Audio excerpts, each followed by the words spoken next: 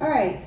So good afternoon to you guys, Herbie and Yvette, and thank you again for coming here. And what we're going to do today is very short and very simple. And I want us to, since we have some goals in mind, to very quickly work on our communication skills. It's going to be kind of like a crash course in listening. That's the goal that we have today.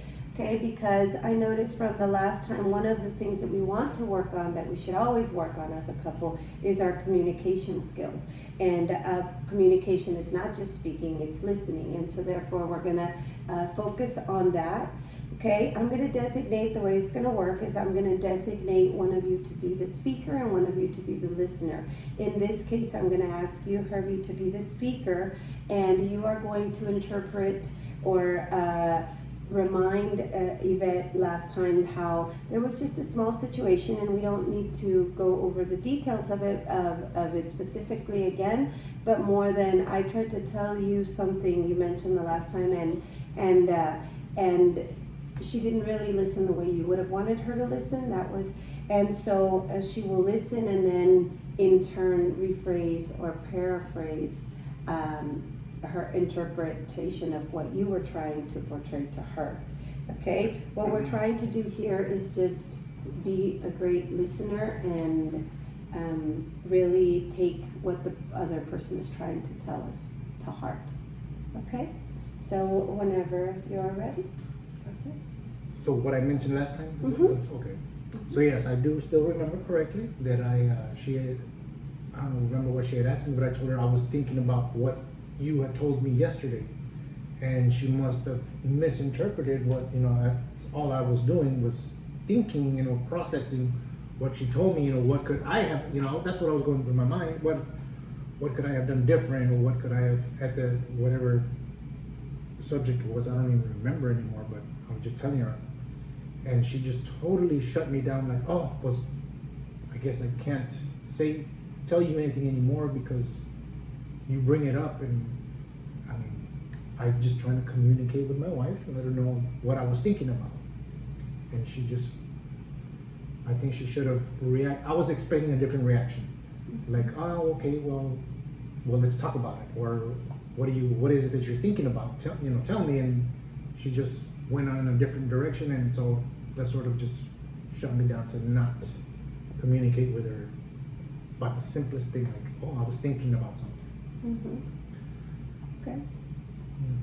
Why do you think that and I understand that you mentioned the last time that, it was a moment that maybe you were taken aback, that you don't really remember that reaction, but obviously to him that reaction mattered.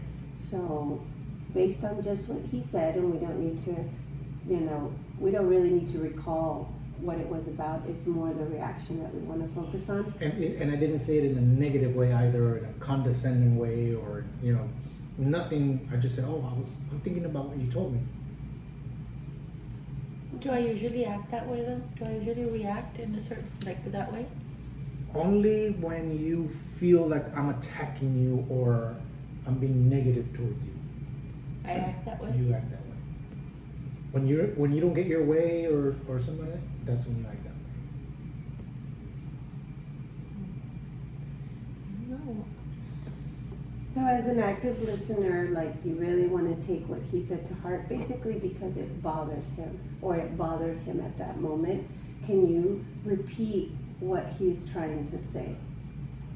Yes, he's saying that I acted in a negative way, or maybe like in an attacking way towards him, when I should have just wanted to talk about it. Like, maybe just continue the conversation or pick up, where we had left off the time before.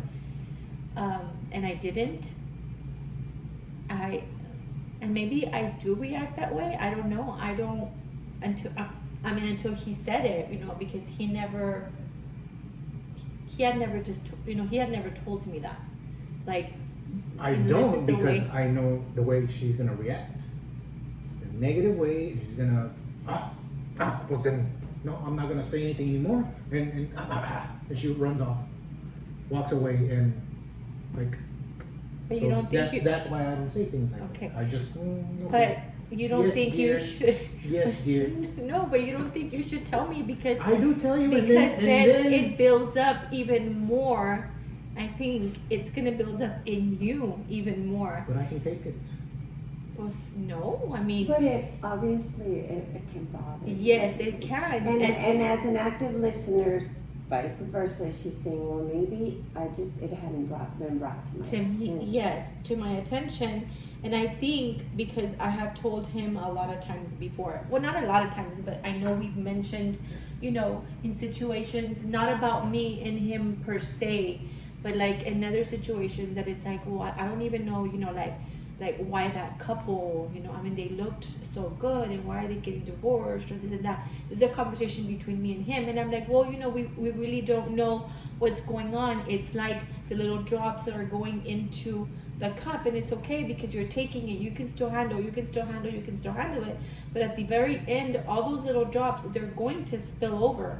So yes, like you say, you can take it, but you can only fit so much in there.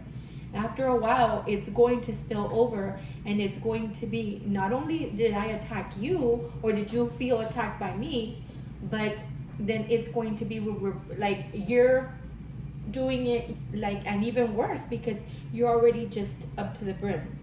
So it's like that thing that I did to you is going to explode. It's going to spill over, and it's going to be worse. So if it's just, a small thing, then I think that if you just tell me, hey, you know what, Yvette, this and this is bothering me, I'm good at telling you, you know what, you made me mad, you made me upset. But then you could tell me the same way, so I can work on myself, because I cannot work on something that I don't know. Then I cannot work to change you or to hope that those little drops in there don't explode you at any time, because I have to work on myself to fix this, not on you. Does that make sense? Yeah. It's a valid, and you did listen to what he said, and that's wonderful. And you are telling him, okay, well, maybe this is how I can fix it, okay? And so we're not gonna let it come to a brim. And that's a great analogy that you brought up, that it does add up. So why let it get there? So I think that we need to, at that moment, instead of bringing it up later, be like, but sometimes we let our emotions, and I understand that we're tired at that moment, but maybe when we're not upset at that moment, but maybe a little bit later, just kind of bring it up and not let it get to that point, but then also maybe be more aware of our reactions, so we can both work on something.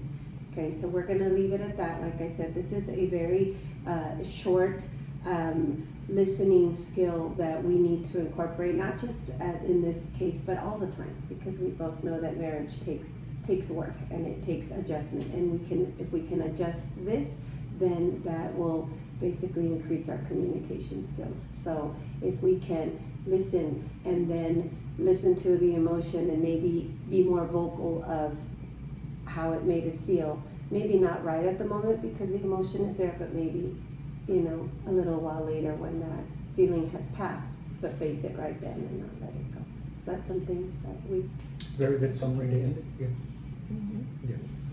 Okay. Yes. Well, I thank you guys, and I hope to see you again, and I thank you for your time, and we're going to go ahead and end here. All right. Thank you. You're very welcome.